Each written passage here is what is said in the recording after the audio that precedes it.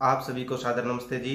मैं मिलन आर्य आपके अपने YouTube चैनल मिलन आर्यावर्त में आप सभी का स्वागत करता हूं। दोस्तों, कल एक पिछली वीडियो पर 2-3 भाइयों का मैसेज आया था, क्या वह ईश्वर न्यायकारी है या दयालु है, इसको लेकर कुछ बात जरूर बताइएगा। तो जैसा मुझे पता है वैसा आपके सामने बताने की मैं अभी कोशिश कर रहा हूँ। आशा है कि आप सभी मेरी बात समझेंगे। भाई, जैसे कि बोला जाता है कि न्याय और दयालु ये दोनों साथ के साथ काम करते हैं।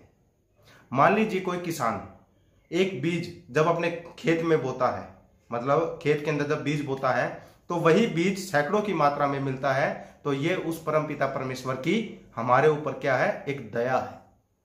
और जैसा हम बोएंगे जैसा हम बोएंगे वैसा ही हम काटेंगे।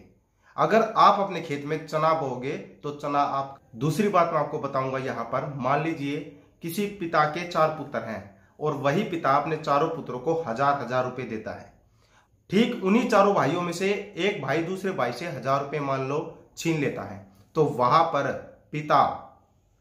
पर वह पिता अपने उस पुत्र को दंड देता है, मतलब वो वहां पर न्याय करता है। और जब वो अपने चारों पुत्रों को जब वो धन देता है तो वह कहीं ना कहीं उसकी दया है कि मैं ये चारों पुत्र है मेरे, इन सबको मैं ये पैसे दे रहा हूं।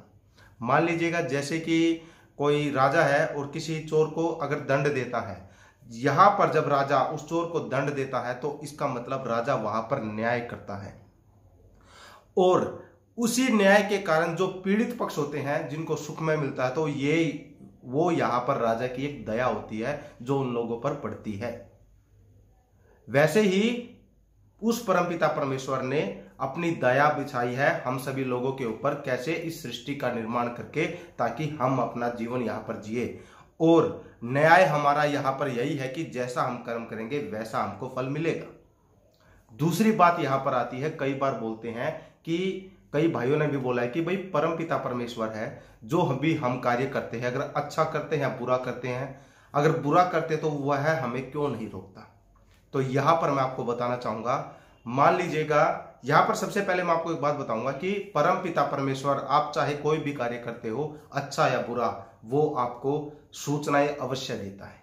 जैसे मान लीजिएगा कि आप कोई अच्छा कार्य करते हैं और जब भी आप कोई किसी अच्छे कार्य को करेंगे तो आपके अंदर एक आत्मिक खुशी होगी, एक हर्ष होगा, एक उल्लास होगा कि मैं बहुत अच्छा कार्य कर रहा हूं।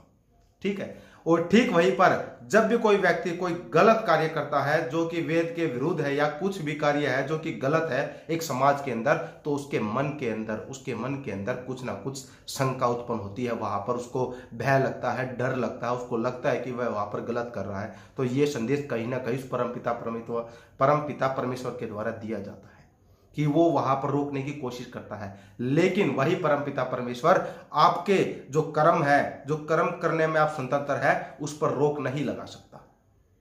यहां पर मैं इस बात को ऐसे समझाना चाहूंगा, मान लीजिएगा कि कहीं पर कोई परीक्षा हो रही है किसी भी स्कूल के अंदर, ठीक है। उस परीक्षा के अंदर जब बच्चे परीक्षा देते हैं तो वहां पर किसी ना किसी टीचर की ड्यूटी लगती है ताकि वो परीक्षा अच्छे से हो और वो वहां पर देखे।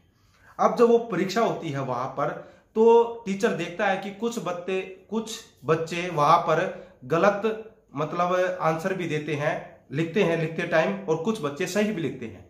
टीचर वहां पर उस गलत वाले बच्चे को भी देखता है जो कि गलत आंसर लिखता है, और जो ठीक लिखता है उसको भी देखता है। लेकिन वहां पर टीचर कहीं ना कहीं चुप रहता है जो बच्चा गलत आंसर लिखता है, क्योंकि टीचर को पता है अभी इसको बताने का समय नहीं है, क्योंकि अभी उसने यह समय इसी समय बना दिया, इसी समय अगर उसने यह बात बता दी तो ये बच्चे एक मशीन के पुर्जे की तरह हो जाएंगे। क्योंकि रिजल्ट जब आएगा तो तब उसको पता चलेगा भाई आपके अंदर इतना मतलब ज्ञान था और आपके अंदर इतना ज्ञान था, तो यहां पर वो बात क्लियर हो जाएगी।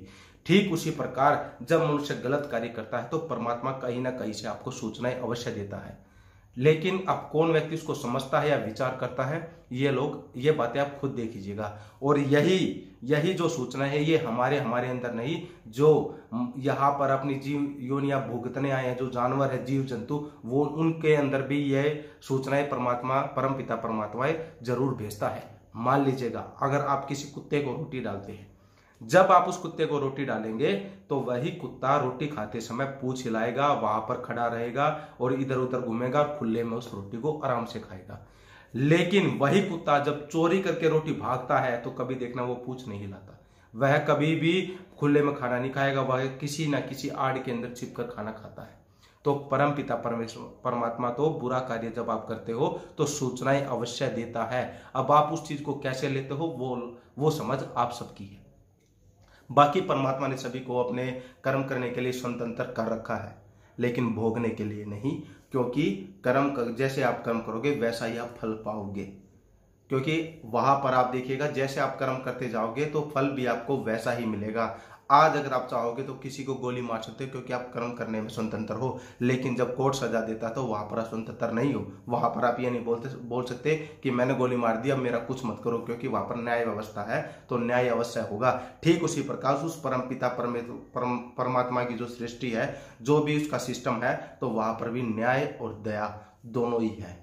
और आशा करता हूं कि आप यह वीडियो शेयर अवश्य करेंगे और हमारा जो चैनल है मिलन आर्यावर्त, इसको सब्सक्राइब अवश्य करें और करावे, और निरंतर ही आप लोगों से ऐसे जुड़ता रहूंगा। आप सभी मिलन आर्यावर्त यूट्यूब चैनल से जुड़े, आप सभी का बहुत बहुत आभार, आप सभी को सादर